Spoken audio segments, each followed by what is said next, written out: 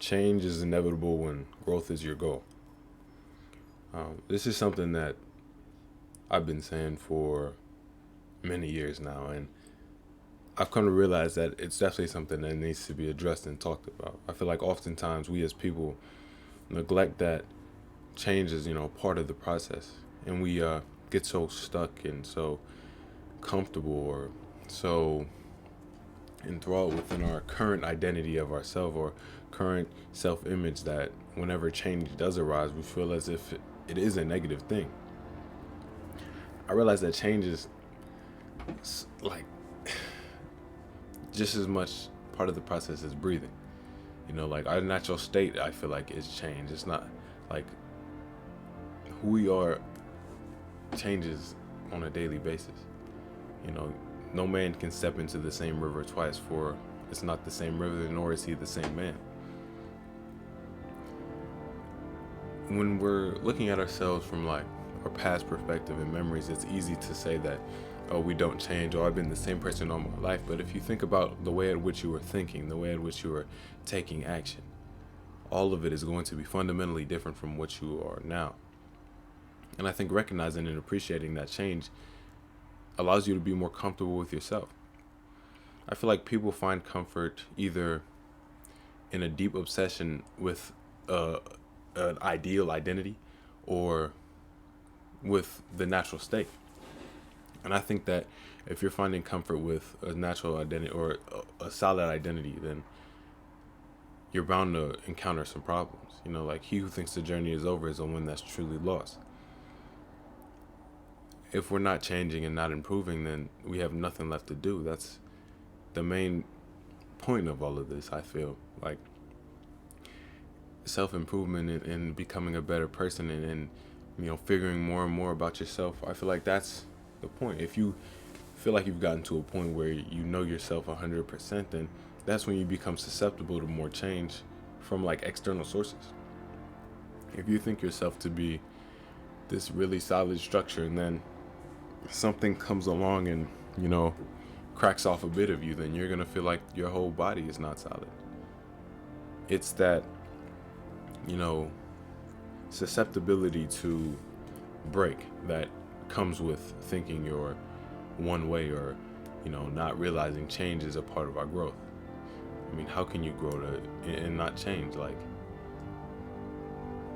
who you are fundamentally is nothing but the reaction to your external world.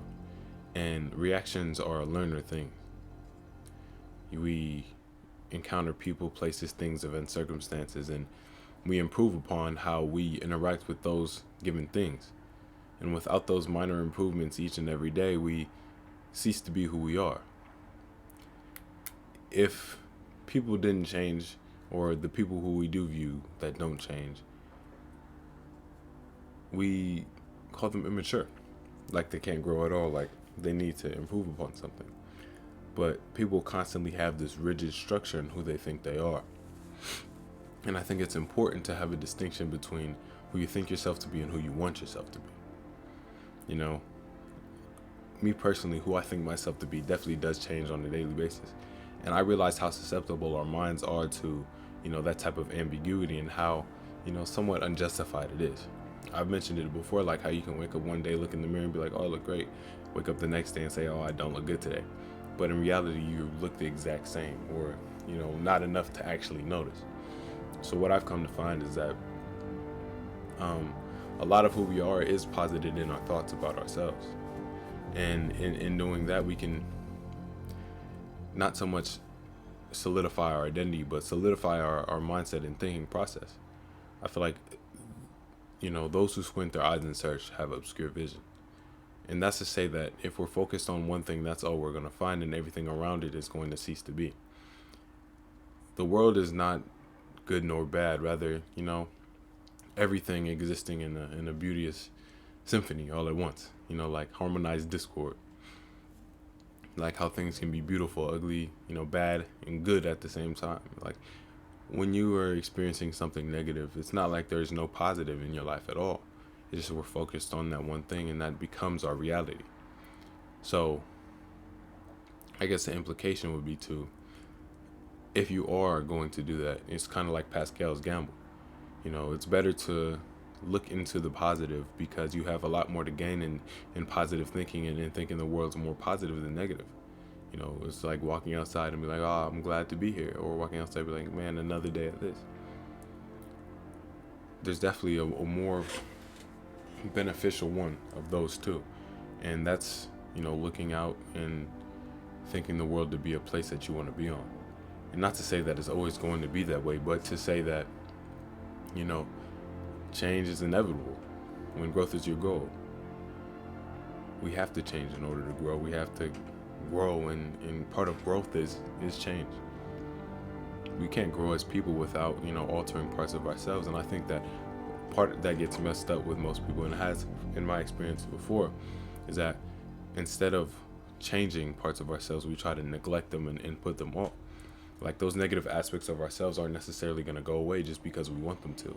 They have to be like transmuted and changed, because they are fundamental to who we are.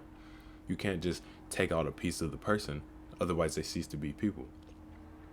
And I feel like people do that, and that's when we get lost in some of our expression, because it's not like we've taken the proper time to heal who we were, and in doing that, we're setting ourselves back to, reopening some of those wounds. It's like we put a band-aid over like a very severe wound in the hopes that it's going to stop the bleeding. But as soon as something aggravates that and gets rid of whatever's preventing it, then everything comes flowing back. So we need to make sure we take the time to